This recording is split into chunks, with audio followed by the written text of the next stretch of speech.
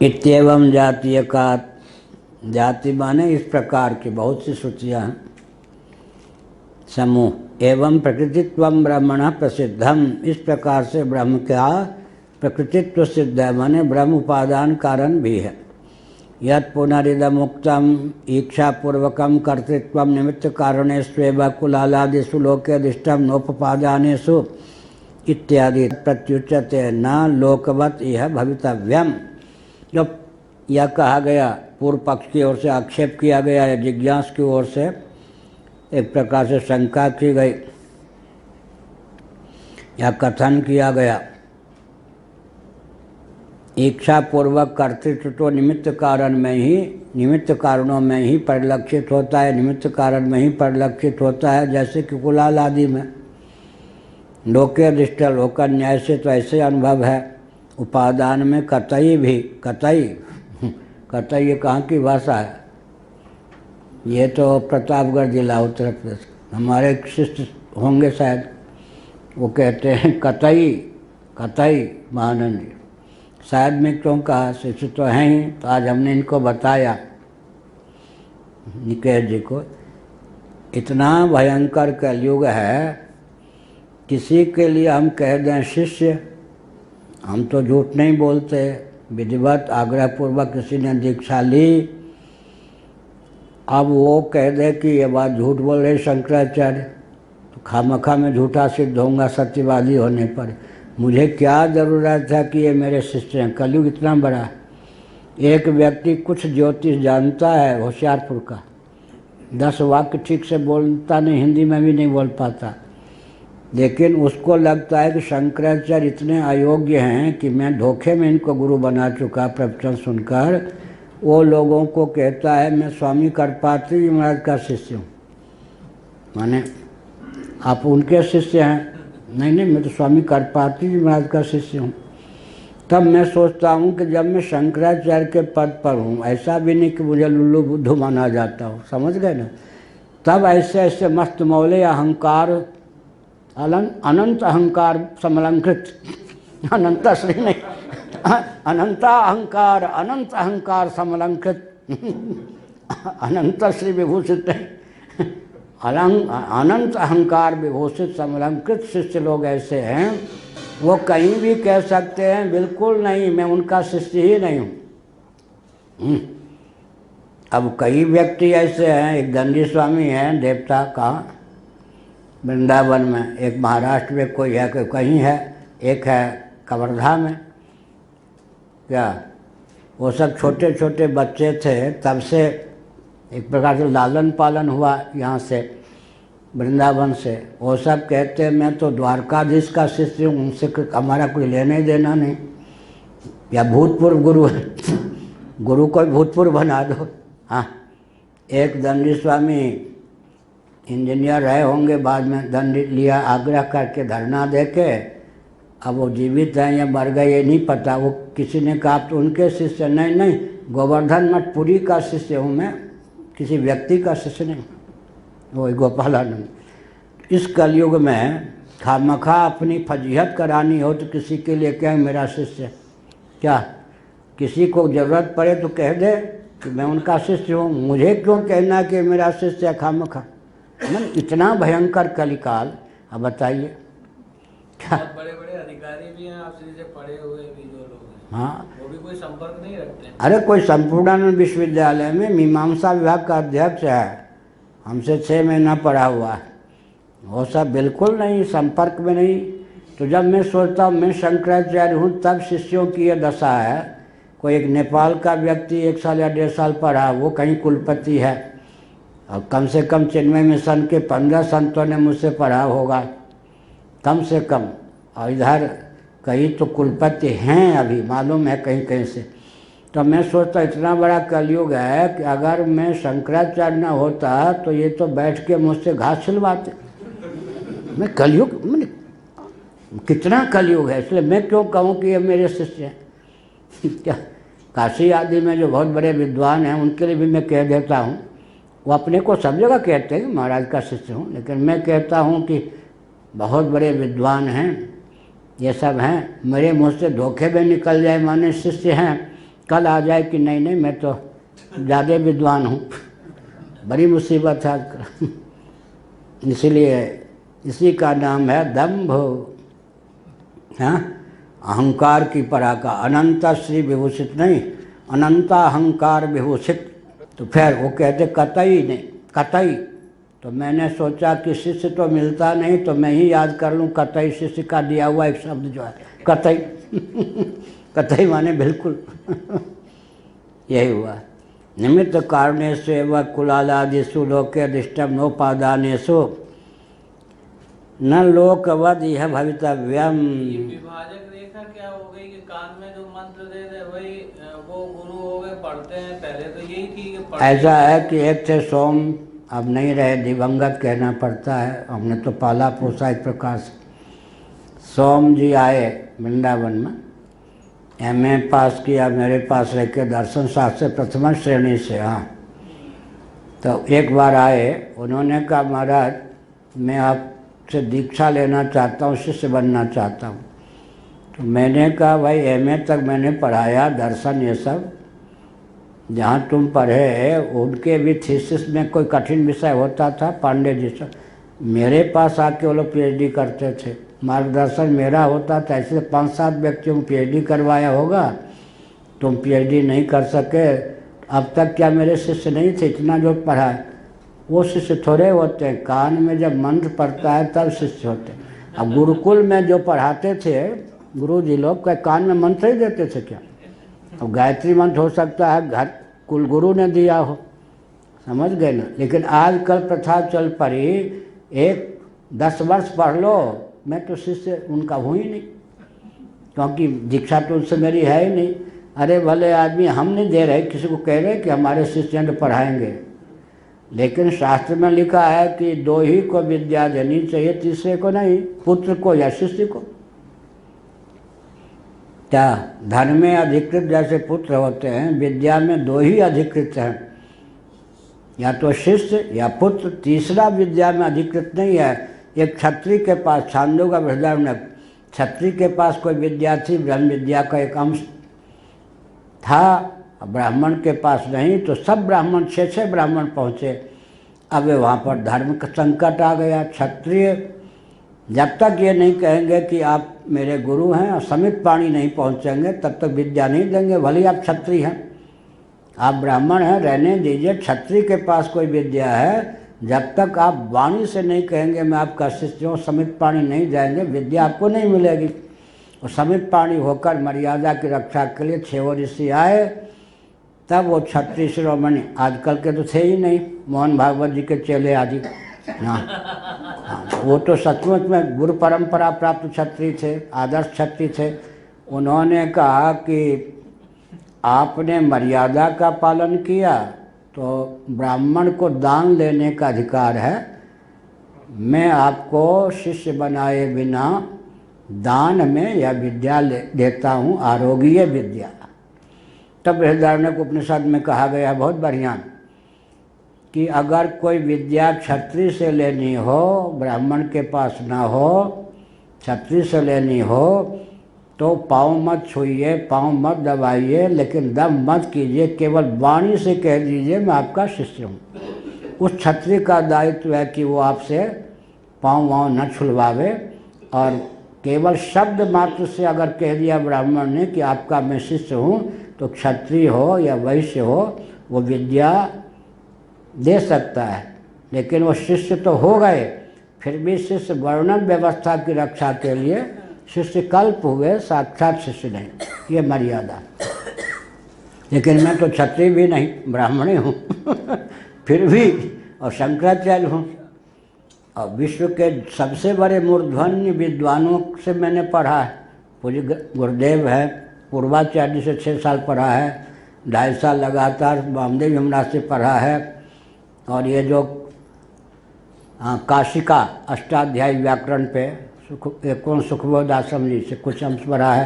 पूर्वाचार्य से सिद्धांत कौमुदी भी पाठ चले 1 चौमासे में, खंडन खादी पढ़ा हूँ, ये सब अद्वैत सिद्धि गुरुदेव से पढ़ा ये सब। लेकिन मैं नहीं डींग मारता कि मैं विद्वान हूँ, इसीलिए तथाकथित विद्वान भी मुझको मूर्ख ही मान के चलते। कलयुग की पराकाष्ठा है या नहीं? हाँ, तो कहते न लोकवती है भवितव्यम। अरे भाई, लोकानुकृति करेगी तो श्रुति श्रुति रहेगी क्या? लोकानुकृति करेगी तो श्रुति श्रुति रहेगी क्या? अरे श्रुति का अनुगमन आपको करना होगा। किसमें? अदृष्ट जो विषय है, कालातीत जो विषय है, धर्म है, ब्रह्म है। धर्म और ब्रह्म के विषय में लोक का अनुवर्तन थोड़े होगा, श्रुति का अनुवर्तन आपको करना होगा। नहीं अयम अनुमान गम्योर्थ। ये अनुमान गम्य अर्थ नहीं है कि आप ब्रह्म का निर्णय ब्रह्म जगत का निमित्त कारण हो सकता, उपादान कारण नहीं हो सकता, क्योंकि युक्ति ऐसा कहती है। अनुमान और ये सब की गति नहीं है। जो श्रुति कहती है वही ठीक है। अगर अनुमान के प्रत्यक्ष के भी कहीं विरुद्ध है तो श्रुति जो कहती है वही मानेंगे। क्या यहाँ से सूर्य भगवान का के क्षेत्रफल कितना दिखता है जी मनोज जी? यहाँ से चंद्रमा का क्षेत्रफल प्रत्यक्ष से कितना दिखता है? उतने ही बड़े हैं क्या? अच्छा, जो रेल की जो पट्टी चलती है दूर, तो दूर से क्या मालूम पड़ता है कि आगे चल के मिल रही है, भले ही न मिले क्या? तो प्रत्यक्ष का अच्छा आगे चलते तो मालूम पड़ता, मिली नहीं, भ्रम ही हो रहा था। सूर्यमंडल पे कोई जाए या खगोल का ज्ञान हो तो मालूम पड़ जाएगा कि सूर्य इतने बड़े नहीं हैं। तो जो प्रत्यक्ष का विषय कहीं हो सकता है, उसमें भी जिस देश में हम हैं, जहाँ हैं, क्या वहाँ से जितना अंश दिखाई पड़ता है, क्या प्रत्यक्ष प्रमाण के बल पर उतने सूर्य को हम लंबा चौड़ा मान लेंगे? नहीं मानेंगे। फिर जहाँ पर किसी प्रत्यक्ष अनुमान की गति नहीं है, 3 लोक से मथुरा न्यारी, क्या उस धर्म और ब्रह्म का निर्णय प्राप्त करना है, और चलेगा कैसे? प्रत्यक्ष के या अनुमान के बल पर। यही तो कठिनाई है। श्री मंदिर शास्त्र के अनुसार चले या किसके अनुसार? अरे वो क्या कहते हैं उसको, सेकुलर सिद्धांत यहाँ पे व्यवस्था लागू होगी। धर्मनिरपेक्ष सेकुलर व्यवस्था लागू होगी या धर्म सापेक्ष? हमारे यहाँ सेकुलर कोई व्यवस्था थी? शिक्षा पद्धति क्या सुबोध गिरी जी, शिक्षा पद्धति सेकुलर थी क्या? रक्षा की प्रणाली क्षत्रिय, कृषि गौरक्ष वाणिज्य की प्रणाली कौन से धर्मनिरपेक्ष के खाने में देखेंगे आप? सेवा की प्रणाली अंग्रेजों का षड्यंत्र है, लेकिन षड्यंत्र है ये कितने व्यक्ति जानते हैं? यही तो भूल गए ना। उनके षड्यंत्र को हमने क्या वरदान माना, अभिशाप तो नहीं माना। अब प्रश्न उठता, तुमने सब कुछ ले लिया, संविधान बना लिया, रेल ले लिया, सब कुछ ले लिया, खेती आती सब धर्मनिरपेक्ष के खाते में डाल दिया। अब जगन्नाथ मंदिर को भी तुम उसी खाते में डाल रहे हो, माने अब विवाह की पद्धति को भी तुम उसी खाते में डाल रहे हो। बड़ी विकट बात है। हमारे लिए कोई क्षेत्र ही नहीं चुना। पहले कहा गया था कि रेल, बस, व्यापार आदि में सब नाम होगा, हवाई जहाज ये सब में, ये आपके जो मर्यादा परंपरा पात, इसको ये संविधान नहीं छेड़ेगा। अब कहते जब आपकी मनुस्मृति ने धर्मनिरपेक्षता के लिए कोई स्थान नहीं छोड़ा, तो हमारा संविधान क्यों गलत है? वो भी पूर्ण है, वो आपका कोई धर्म स्थान नहीं छोड़ेगा जिसको वो धर्मनिरपेक्षता के साथे में न डाले। अगर संविधान में कोई इतनी प्रशस्तता नहीं है तो हम संशोधन कर देंगे, धार्मिक संस्थान भी हमारे क्षेत्र में रहेगा। संघर्ष तो ये है। क्या जगन्नाथ मंदिर की समस्या थोड़े है ये? जगन्नाथ मंदिर की समस्या नहीं, समस्या तो ये है कि आपका कोई भी धार्मिक क्षेत्र जो है, फिर कहेंगे कि पूजा पाठ में वर्णन व्यवस्था मत घुसेरिए, कोई भी पूजा कर सकता है, मंत्र भले ही। फिर क्या कहा? कांची वालों से संघर्ष हो गया था लोगों का, आप तमिल में करिए कर्मकांड, उन्होंने करे हुए कर्मकांड तो संस्कृत में होना, ये नहीं, आप अपनी मातृभाषा में कर्मकांड कीजिए। होते होते ना आपका संस्कृत रहने देंगे, ना आपकी संस्कृति रहने देंगे, कुछ भी नहीं रहने देंगे। इतना बड़ा तो 204 देश हैं विश्व में। कितने देश कुरान शरीफ और मस्जिद के आधार पर चलते हैं? कितने देश चलते या नहीं? कितने देश बाइबल और चर्च के आधार पर चलते हैं, उनको लेकर आपको सरदर्द नहीं है, वो सब विकसित देश हैं। तो मनुस्मृति के आधार पर, गीता के आधार पर देश चलाने में आपको डर लगता है, भय लगता है, ये एक है। इसीलिए यहाँ पर कहा शंकराचार्य न लोकवत यह भवितव्यम, लोकानुकृति यहाँ बिल्कुल टिकने योग्य नहीं है, होने योग्य नहीं है। लोक में भले ही निमित्त उपादान नहीं होता, उपादान निमित्त नहीं होता। जब श्रुति कहती है तो आपको मानने के लिए व्यवस्था है। श्रुति कुछ भी कह दी मान लेगा, श्रुति कोई पागल है? श्रुति तो उन्हीं तत्वों को बोलती है ना जिसमें किसी अन्य प्रमाण की गति नहीं है। प्रमाणांतर से अनधिगत अबाधित अर्थ का ही ख्यापन करती है श्रुति। और श्रुति के लिए कोई क्षेत्र ही नहीं छोड़ोगे, सब अनुमान के खाते में डाल दोगे तो होगा क्या? लेकिन बहुत हम प्रसन्न हैं, कभी अंदर से खिन्न होते ही नहीं। झक मार के पूरे विश्व को आना पड़ रहा इधर। क्या कल्पना कर सकते थे कि सुप्रीम कोर्ट ऐसे व्यक्ति को सौंप देगा जो शंकराचार्य के प्रति अनन्य आस्था रखता हो? भगवान शंकराचार्य सिद्धांत कल्पना हम कर सकते थे? तो अब देखो, अब ईश्वर को जो काम कराना होता है, ये सेवायत कल्पना कर सकते थे शंकराचार्य कभी फटक भी पाएंगे? सारे जाल ये बोएगा एक दो से नहीं, 110 वर्षों से सारे जाल ऐसे बनाए गए कि पुरी के शंकराचार्य कोई संस्थान में फटकने न पावे। 70 वर्ष से विशेषकर है, 110 वर्षों से। अब 110 वर्ष, 55 वर्ष, 60 वर्ष, 70 वर्ष के बाद सुप्रीम कोर्ट जो सारा प्रबंधन 99.99 दे रहा था सेकुलर को, उसने ऐसे आस्तिक और धर्म सापेक्ष व्यक्ति को वकील सुप्रीम कोर्ट के अधिकारी बना दिया, जिसके मन में पूर्ण आस्था भगवान शंकराचार्य के प्रति, आदि शंकराचार्य के प्रति, वर्तमान शंकराचार्य के प्रति। तो एक तो आश्चर्य है या नहीं? ये हम क्या कहेंगे? इसको ईश्वर का अनुग्रह नहीं कहेंगे तो और क्या कहेंगे? ये हाँ, ये अभी आया था महेश योगी के कुछ शिष्य आए थे ना, अंग्रेज, आप थे ना, उन्होंने कहा ना कि ये सब कोई भी घुस सकता है मंदिर में, ये सब आपकी क्या राय है? हमने जो कहा, उन्होंने कहा ठीक है, अंग्रेज हमारा समर्थन कर रहे हैं, बड़ी विकट बात। वो कहते बिल्कुल ठीक, वो तो यहाँ समर्थन कर गया। हाँ, न लोकवती भवितव्यम न ही अयम अनुमान गम्यो अर्थ, उसी को स्पष्ट कर। यह जो ब्रह्म का विषय है अनुमान गम्य नहीं है, अनुमान की यहाँ गति नहीं है। अनुमान का उपजीव्य कौन होता है? प्रत्यक्ष। तो प्रत्यक्ष की गति नहीं है, तो प्रत्यक्ष जिसका उपजीव्य है, जिसके आधार पर अनुमान टिका हुआ है, उस अनुमान की गति कैसे हो सकती है जनाब? नहीं हो सकती है। शब्द गम्यत्वात् तत्व, शब्द गम्यत्वात् त्वस्यार्थस्य, या तो शब्द गम्य है। कौन सा शब्द? अनुमान विहीन शब्द। अनुमानिक शब्द किसका होता है? सांख्यवादी आदि का। अनुमान माने शब्द गम्य माने साक्षात श्रुति श्रुति प्रमाणांत। ब्राह्मण खांटी ब्राह्मण कौन होता है? ब्राह्मण कुल में जन्म लिया और ब्राह्मणोचित शील कर्तव्य से युक्त है, ब्राह्मण।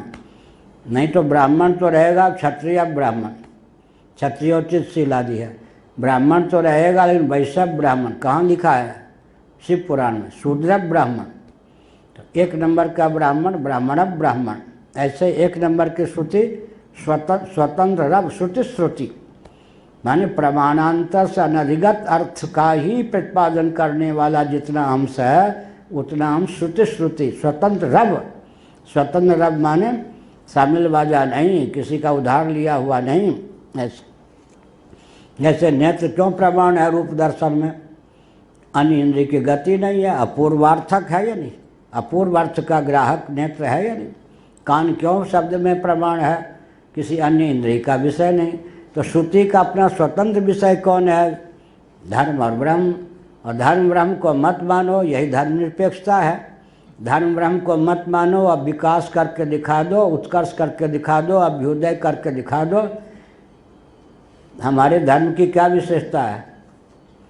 लौकिक उत्कर्ष, पारलौकिक उत्कर्ष और परमात्मा की प्राप्ति का मार्ग प्रशस्त। एक वाक्य याद कर लीजिए, क्या? लौकिक उत्कर्ष, पारलौकिक उत्कर्ष, परमात्मा की प्राप्ति का मार्ग प्रशस्त। एक वचन मनोज जी को याद होना चाहिए, छोटा सा वचन, पद्म पुराण, एका क्रिया द्व्यर्थ करी प्रसिद्धा। हमारे पूज्य गुरुदेव में मार्क्सवाद राम राज्य नामक ग्रंथ में पूरे श्लोक को उद्धृत किया है। हमें एक दो स्थल और मिल गया है, अग्नि पुराण में भी है, पद्म पुराण में भी है। एका क्रिया द्व्यर्थ करी प्रसिद्धा, यही सनातन धर्म की विशेषता है। एक जो क्रिया है उससे दो अर्थ प्रयोजनों की सिद्धि होती है। दो अर्थ माने अभ्युदय एक, निश्रेयस एक। अभ्युदय माने लौकिक पारलौकिक उत्कर्ष, उसी को भोग कहते हैं। निश्रेयस माने मोक्ष। उसमें उदाहरण बहुत बढ़िया दिया। एक हमारे शुक्ल जी जैसे कोई पंडित जी थे, वो क्या कर रहे थे कि एक अपने आम के बाग में बैठकर पितरों के निमित्त जल दे रहे थे, विधिवत कुछ आदि को लेकर। एक नास्तिक खड़ा हुआ देख रहा था, लेकिन उसका साहस नहीं हुआ कि पंडित जी से उलझ जाए। क्यों नहीं हुआ? भले ही उसके दृष्टि में पितर तृप्त नहीं हो रहे थे, आम का वृक्ष तो तृप्त हो रहा था ना, समझ गए ना। तो सनातन धर्म को मानने पर कम्युनिस्ट भी हमसे प्रभावित हुए बिना नहीं रह सकते, क्योंकि अब आप देख लीजिए, विवाह ले लीजिए, जनेऊ ले लीजिए, श्राद्ध ले लीजिए, कितने यज्ञ ले लीजिए, कितने व्यक्तियों का मुँह मीठा होता है, कितने व्यक्तियों के पास क्या सामग्री खरीदते हैं या नहीं। हमारे मुसलमान क्यों पक्षधर हैं क्या अयोध्या में? हमारे माने रामलला के जितने उत्सव होते हैं और देवी देवता के, सबसे ज़्यादा सामग्री उनके यहाँ से आती। रामलीला का विरोध मुसलमान दिल्ली का क्यों नहीं करता है? आतिशबाजी और बनाने वाले मेघनाद आदि को वो आतिशबाजी की सामग्री वो, उनका तो अर्थ का स्रोत हम बन जाते हैं क्या? तो इसका मतलब है कि शास्त्र के अनुसार चलेंगे तो जो देहात्मवादी हैं, नास्तिक हैं, लौकिक फल भी हमारे शास्त्र के अनुसार इतना बढ़िया होगा, वो भी विरोधी हमारे नहीं हो सकते। क्या यही विशेषता है? ये का वो थे, बहुत सीधे थे, बहुत अच्छे थे। सुदर्शन जी आरएसएस के सब संचालक, सीधे भी थे। उन्होंने कहा, महाराज, नागपुर में हम थे, स्वामी जी थे और जगमन जी बैठे, महाराज मुझे विश्वास हो गया, कम से कम आप तो एक शंकराचार्य ऐसे हैं जो मनवादी नहीं हैं। मनवादी इतना उदार नहीं हो सकता है। हमने तो डांट दिया, लेकिन अब संभाल के हम बोलते हैं। हमने कहा कि हम मनवादी हैं, इसलिए आप मुझ पर लट्टू हैं, हम पर।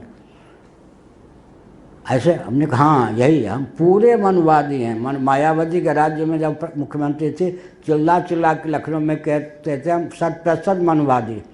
जो सचमुच में मनवादी होगा, सर्वे भवन्तु सुखिनः सर्वेषां मंगलम भूयात् वसुधैव कुटुम्बकम सर्वम खलु इदं ब्रह्म, ये किसके और किसी के देन है क्या? मनवादी है या नहीं?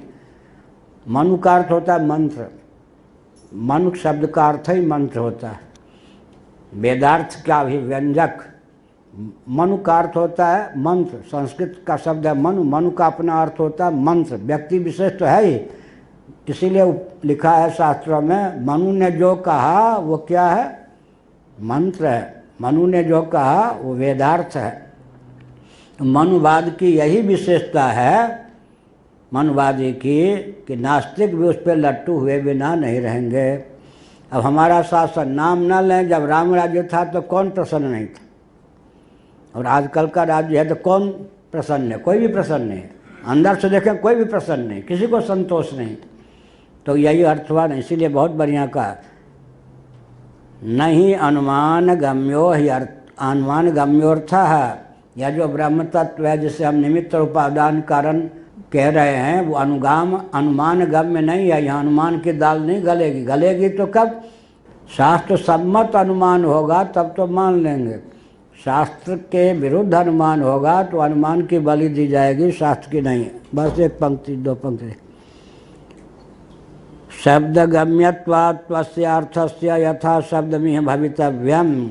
इसीलिए यहाँ पर शब्द के अनुसार सिद्ध होता है कि ब्रह्म निमित्त उपादान दोनों कारण है। तो यहाँ शब्द की दाल गलेगी, तुम्हारे अनुमान की दाल कतई नहीं चलेगी। शब्दश्चेक्षितुरीश्वरस्य प्रकृतत्वं प्रतिपादयति इत्यवोचाम। शब्द क्या है? ईक्षण कर्ता जो ईश्वर, जिसे निमित्त कारण कह सकते हैं, वही प्रकृति भी है। इसका अर्थ है कि जगत बनने वाला भी भगवान, जगत बनाने वाला भी भगवान। निमित्त उपादान मेकर मेटर दोनों है। तुम्हारे गले आज न उतरे तो उतारने का प्रयास करो। तुम्हारे गले के अनुसार थोड़े श्रुति चलेगी। तुम अपनी सहिष्णुता पात्रता क्या स्कंद पुराण को मानेंगे तब तो श्री जगन्नाथ जी के महात्म्य की सिद्धि होगी। तो स्कंद पुराण को मानेंगे तो विधि के साथ निषेध भी है या नहीं, वो मानना पड़ेगा या नहीं। ऐसे थोड़े है स्कंद पुराण के अनुसार मान लिया जगन्नाथ जी को भगवान, आधुनिक संविधान के अनुसार मान लिया कि कोई भी पूजा प्रतिष्ठा करे, कोई भी जाके गले लग जाए जगन्नाथ जी, ये थोड़ा माना जाएगा।